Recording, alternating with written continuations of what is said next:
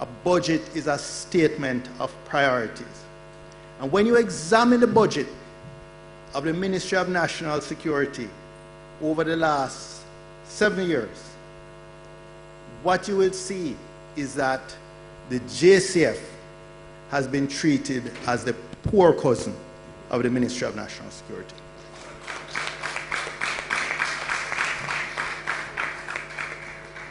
And let me tell you why I say that.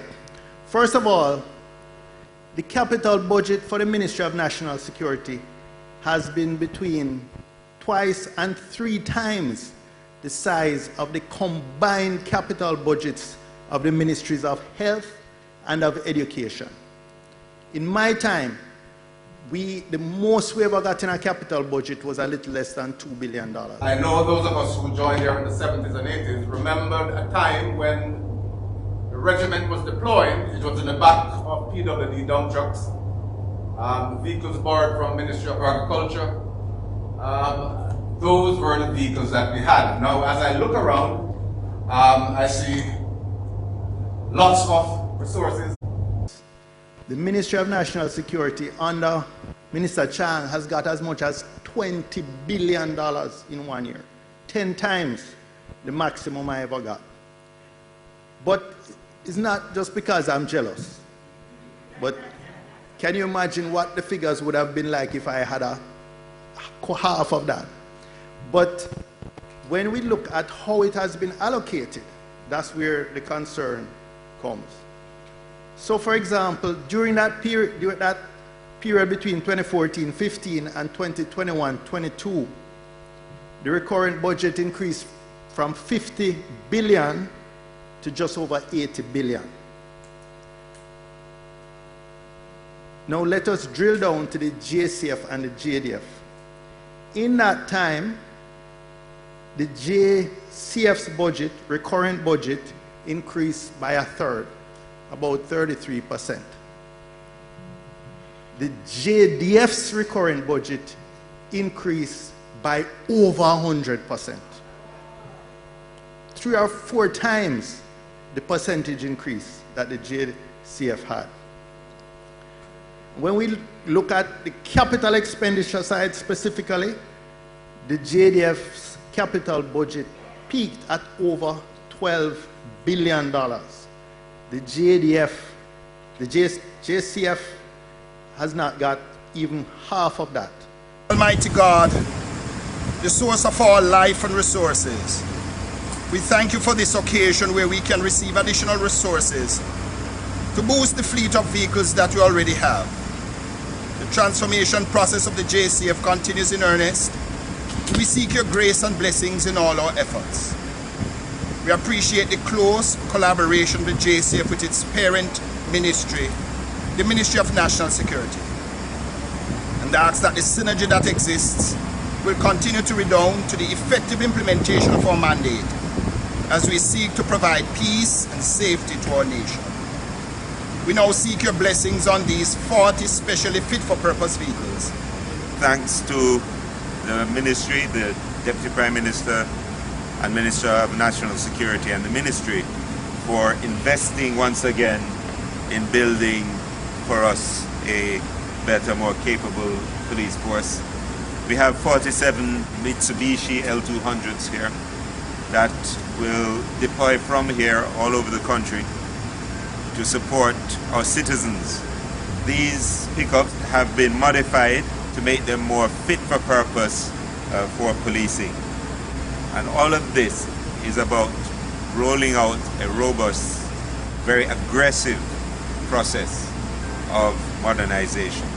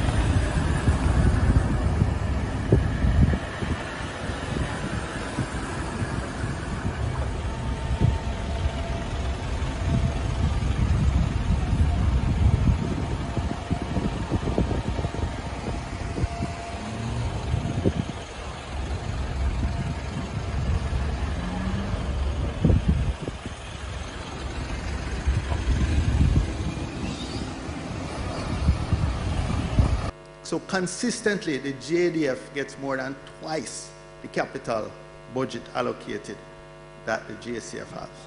There is a sense, CDS, that the government of Jamaica has spent significantly on the JDF, and that the real expenditure should be focused more directly on the crime situation, which would ultimately mean a greater focus of the resources, if not all the resources, on the JCF and the other law enforcement agencies. Of course, a review of Jamaica's budgetary expenditure on security would show that we have quite a balanced use of resources across all our security forces. But what is not generally understood is that the JDF plays a supporting role to all our security operations. And there is scarcely an area in security where the JDF is not present in some ways. And in fact, in building out the capacity of the JDF, you're building out the capacity of your border security, you're building out the capacity for your internal security, you're building out your capacity for disaster response, you're building out your capacity for managing your airspace, you're building out capacity for managing your cyberspace.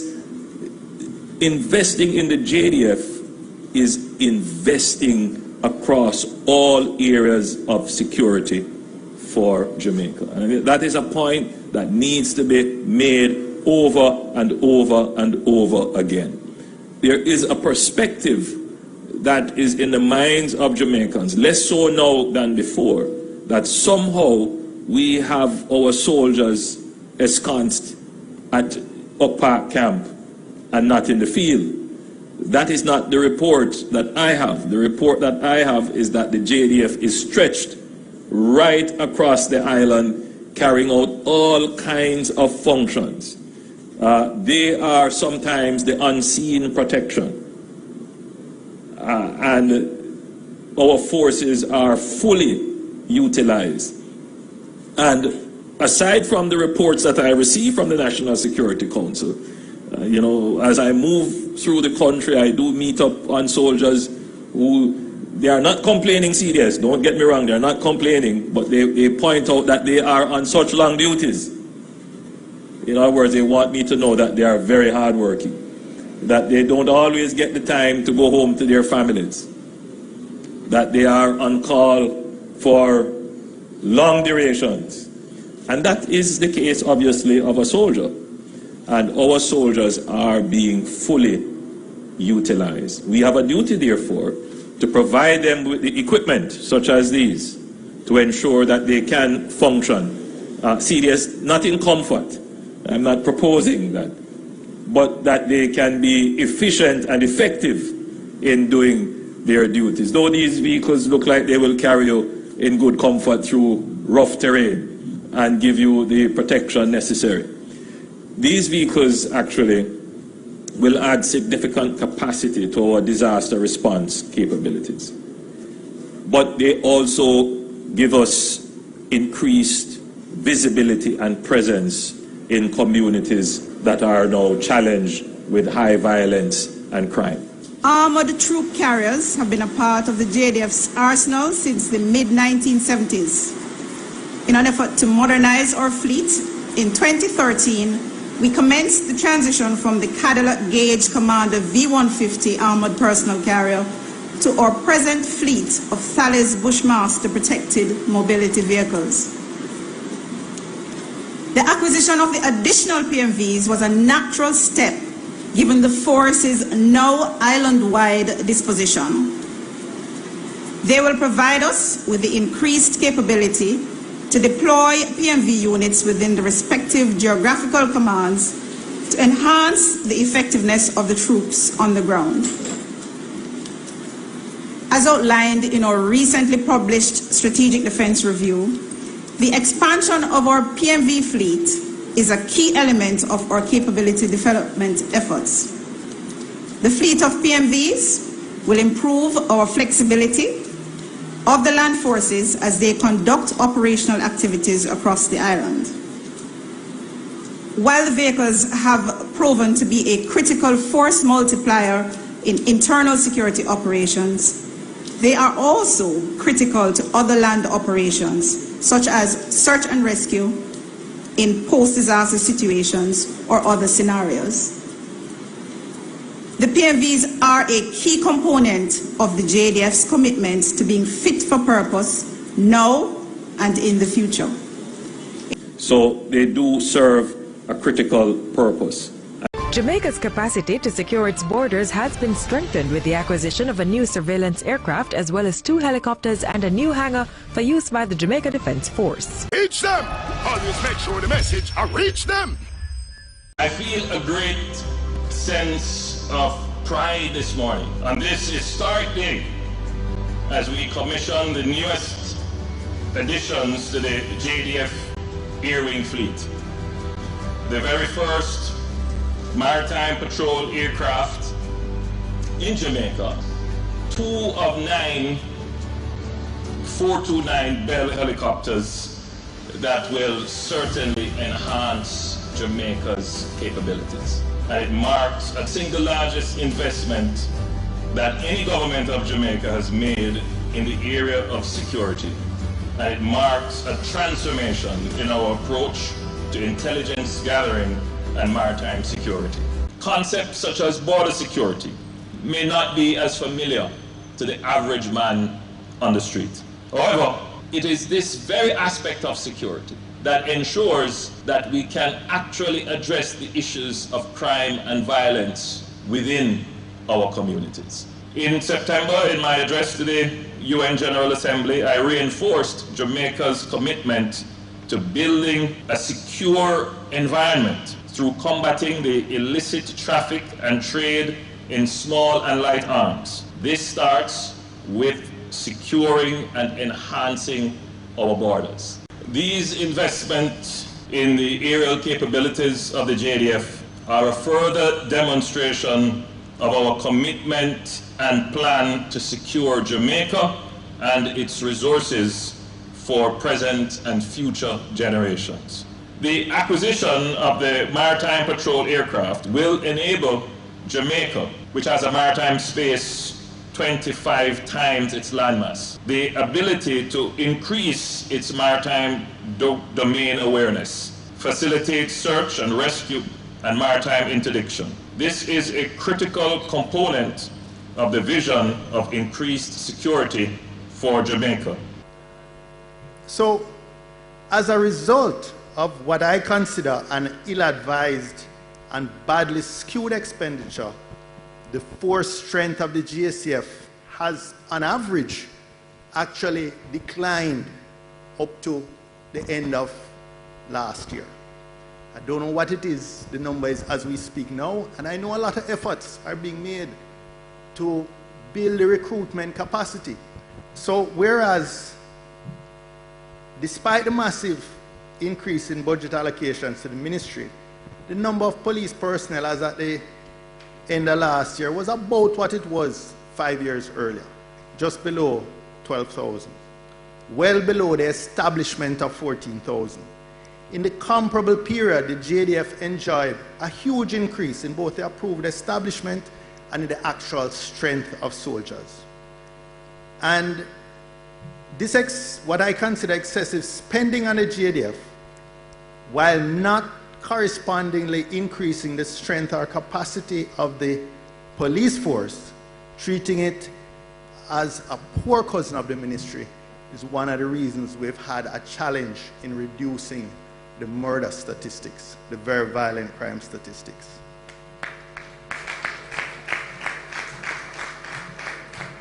I know those of us who joined here in the 70s and 80s remembered a time when the regiment was deployed. It was in the back of PWD dump trucks, vehicles borrowed from Ministry of Agriculture. Those were the vehicles that we had. Now, as I look around, I see lots of resources. The JDF or soldiers cannot do the work that police officers can do.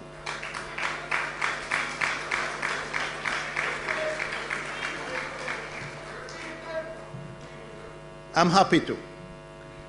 Soldiers are neither trained or equipped to do the work that police officers can do.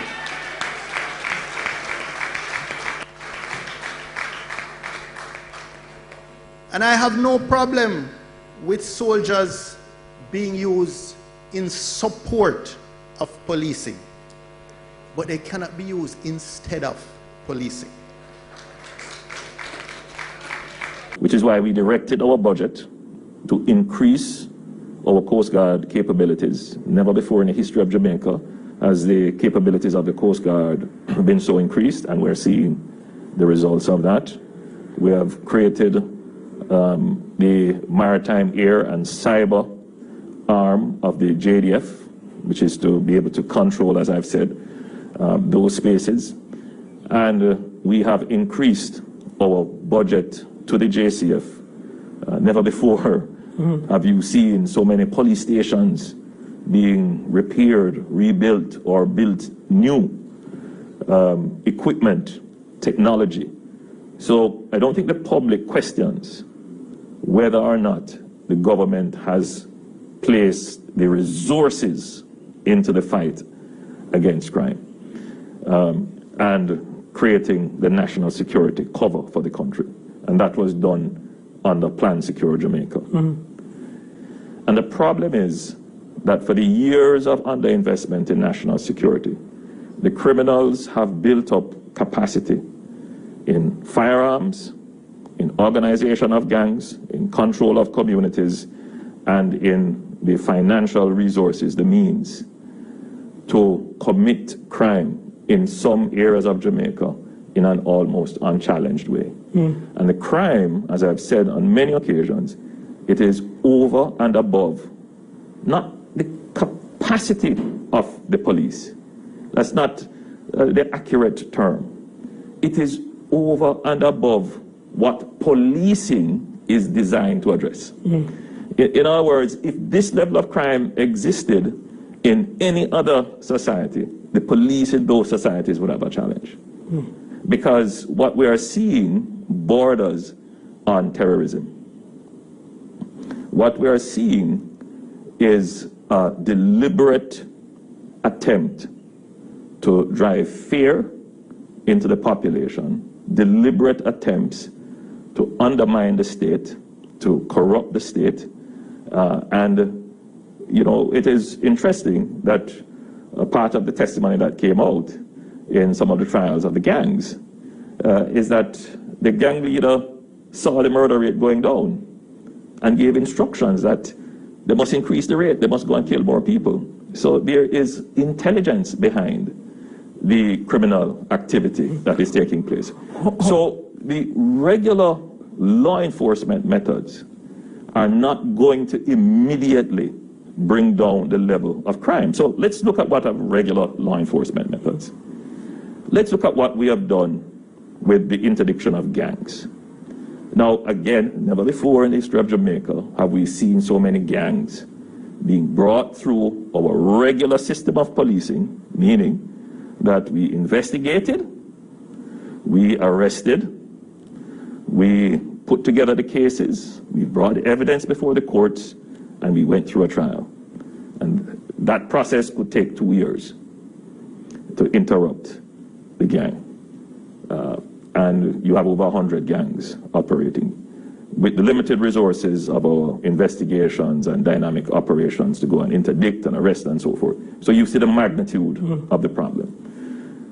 So we are investing in regular policing in order to maintain public order. So I want the country to understand that we are not saying that regular policing can't work.